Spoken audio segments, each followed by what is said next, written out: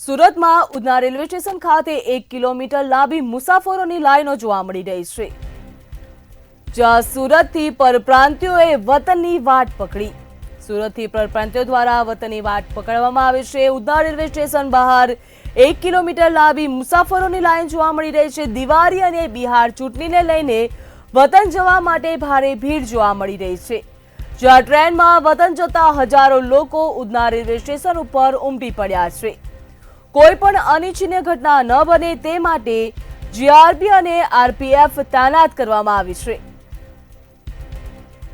જ્યાં સુરતથી પરપ્રાંતિયોએ વતનની વાટ પકડી.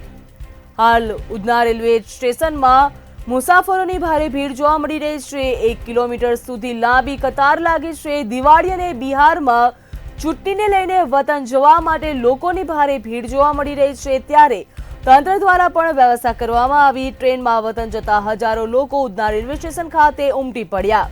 કોઈ અનિચ્છનીય ઘટના ન બને તે માટે જીઆરપી અને આરપીએફને પણ તૈનાત કરવામાં આવી છે, જ્યાં સુરતમાં પરપ્રાંતિયોએ વતન જવા માટેની વાટ પકડી છે.